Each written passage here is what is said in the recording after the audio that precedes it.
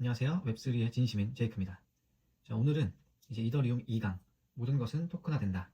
근데 이제 이더리움 위에서 라는 주제로 가져와 봤고, 이 토큰화라는 게 사실 되게 좀 모호하기도 하고 이해하기가 좀 어려운 부분들이 있습니다. 그래서 오늘 이 토큰화에 대해서 좀 쉽게 설명을 해드리도록 하겠습니다. 첫 번째는 토큰화의 정의로 시작을 해서 이제 기존의 인터넷과 이 토큰화를 한번 비교를 하고, 그 다음에 토큰화가 가능한 분야를 알아보고, 그래서 가장 먼저 활용되는 이제 분야, 그리고 토큰화 앞으로 5년 후, 10년 후 마무리까지 이렇게 이어가도록 하겠습니다. 모든 것은 토큰화된다 라고 이제 블랙록 CEO 레리 핑크가 얘기를 했고, 그다음에 로비노드 CEO도 비슷한 얘기를 했습니다.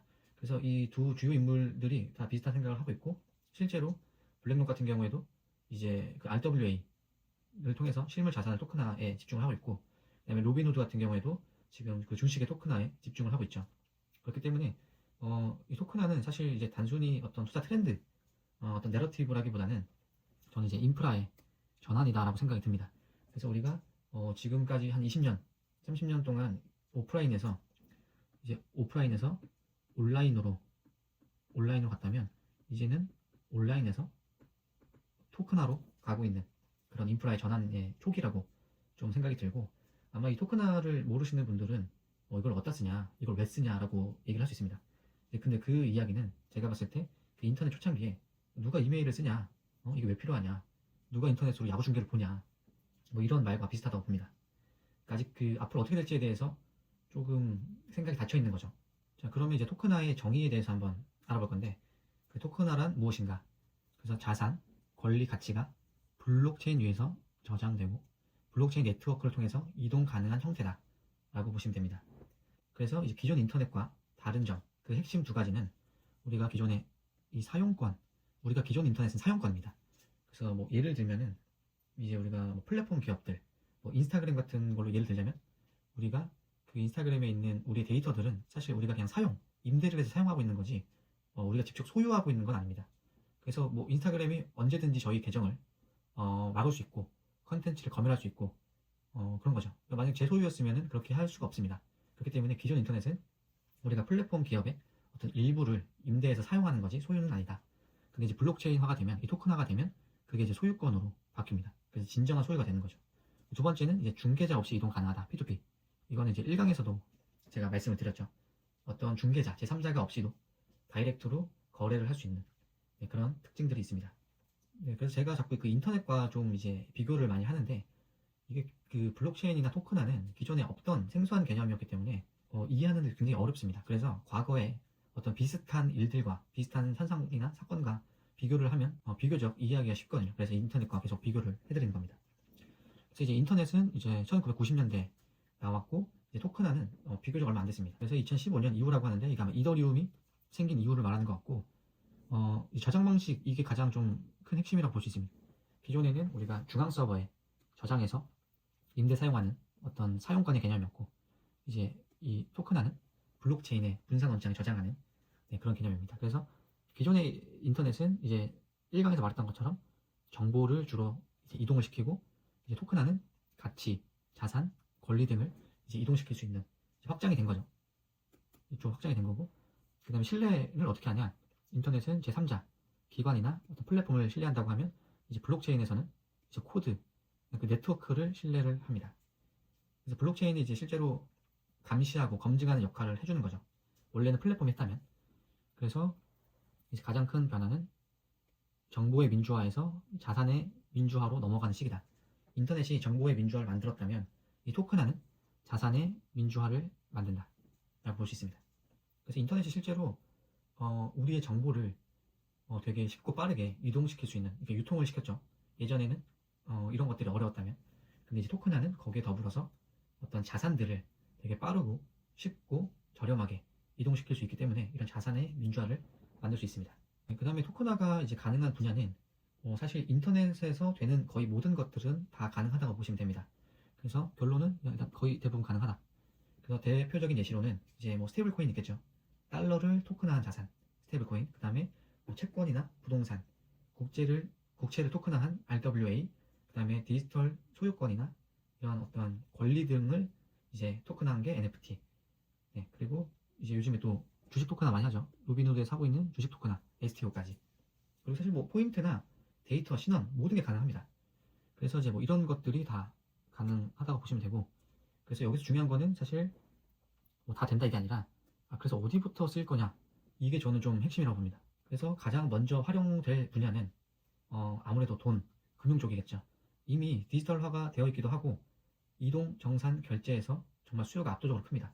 그리고 국가, 기업, 뭐 기관들한테 모두 필요한, 그렇기 때문에 아마 이 돈부터 뭐 스테이블 코인, 이런 뭐 채권 이런 거부터 아마 토큰화가 될 거고, 그래서 순서는 아마 이런 식으로 흘러가지 않을까 싶습니다.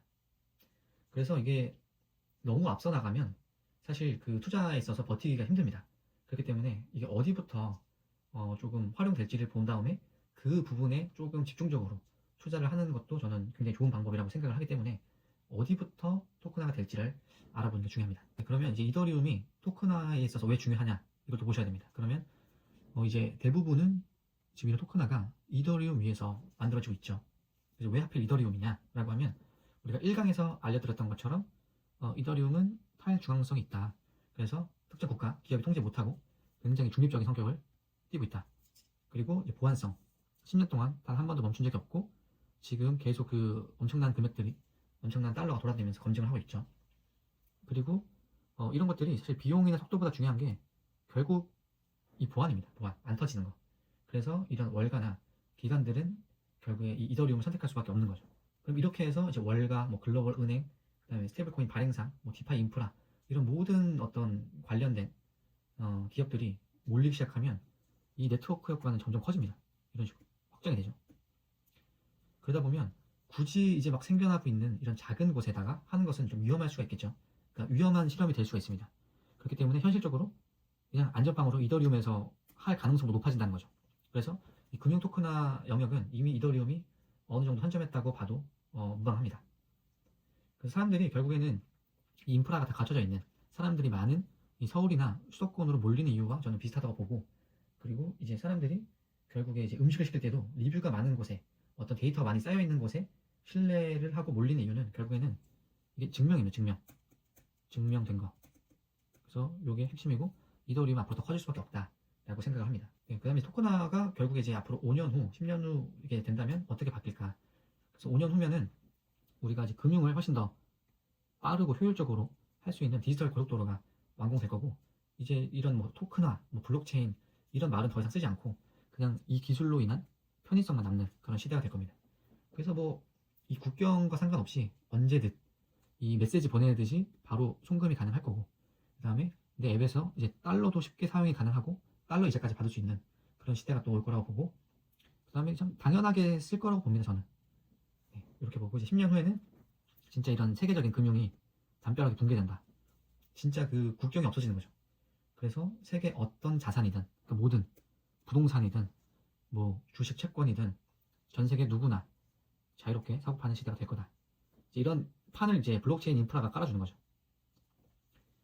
그래서 이제 진짜 내 소유권, 내 지갑에다가 내 자산들을 보유하고 언제든 누군가의 어떤 검증이나 감시 없이 거래가 가능하고, 그 다음에 우리가 한국 사람이라도 뉴욕의 이런 맨하튼 빌딩도 이렇게 쪼개서 살 수 있는 시대가 올 겁니다. 이게 바로 RWA죠. 그리고 전 세계 누구와도 24시간 직접 거래한다. 이건 이제 비슷한 내용인데, 그래서 뭐 결론적으로는 진짜 어떤 국경 간의 그런 어떤 불편함이나 이런 게 사라지고 전 세계 누구나 원하는 자산이 있다면 실시간으로 거래를 할 수 있는 그런 이제 시대가, 진짜 디지털 시대가 올 거라고 생각을 합니다.